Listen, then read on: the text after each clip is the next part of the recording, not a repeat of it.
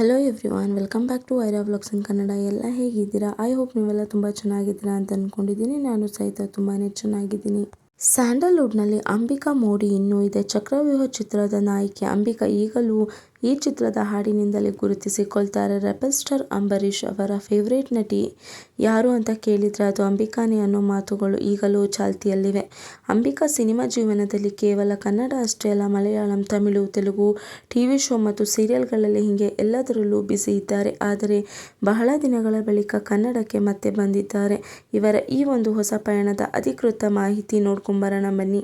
ಹೌದು, ಚಕ್ರವ್ಯೂಹ ಚಿತ್ರದ ನಾಯಕಿ ನಟಿ ಅಂಬಿಕಾ ಮತ್ತೆ ಬಂದಿದ್ದಾರೆ. ಆದರೆ ಈ ಹಿಂದೆ 2019ರಲ್ಲಿ ಬಂದ ಕಾಳಿದಾಸ ಕನ್ನಡ ಮೇಷ್ಟ್ರು ಚಿತ್ರದಲ್ಲಿ ಅಂಬಿಕಾ ನಟಿಸಿ ಹೋಗಿದ್ದರು. ಸೀರಿಯಲ್ ವಿಚಾರಕ್ಕೆ ಬಂದರೆ ಪ್ರೀತಿಯಿಂದ ಸೀರಿಯಲ್ನಲ್ಲಿ ನಟಿಸಿದರು. ಇದು 2012ರಲ್ಲಿ ಬಂದಿತ್ತು. ಆದರೆ ಇದೀಗ ಅಂಬಿಕಾ ಮತ್ತೆ ವಾಪಸ್ ಆಗಿದ್ದಾರೆ. ಹಾಗಂತ ಸಿನಿಮಾದಲ್ಲಿ ಅಭಿನಯಿಸ್ತಿದ್ದಾರೆ ಅಂತ ಕೇಳಬೇಡಿ. ಅಂಬಿಕಾ ಕನ್ನಡ ಸೀರಿಯಲ್ನಲ್ಲಿ ನಟಿಸ್ತಿದ್ದಾರೆ. ಈ ಸೀರಿಯಲ್ಗೆ ಒಳ್ಳೆ ಹೆಸರು ಕೂಡ ಇದೆ. ಇದೇ ಸೀರಿಯಲ್ನಲ್ಲಿ ಅಂಬಿಕಾ ಒಂದು ಗಟ್ಟಿ ಪಾತ್ರವನ್ನೇ ಮಾಡಿದ್ದಾರೆ.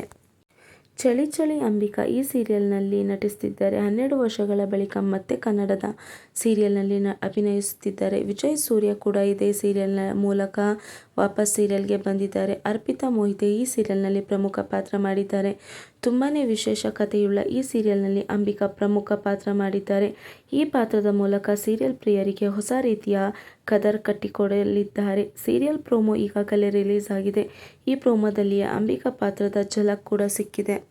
ಇದೇ ಸೆಪ್ಟೆಂಬರ್ 9ರಿಂದಲೇ ಸೀರಿಯಲ್ ಪ್ರಸಾರ ಆಗ್ತಿದೆ. ಸಂಜೆ 6:30ಕ್ಕೆ ಈ ಸೀರಿಯಲ್ ಪ್ರಸಾರ ಆಗ್ತಿದೆ. ವಿಜಯ್ ಸೂರ್ಯ, ನಟಿ ಅರ್ಪಿತಾ ಮೋಹಿತೆ ಸೇರಿದಂತೆ ಇಡೀ ಸೀರಿಯಲ್ ತಂಡ ಈ ಬಗ್ಗೆ ಈಗಾಗಲೇ ಮಾತನಾಡಿದೆ.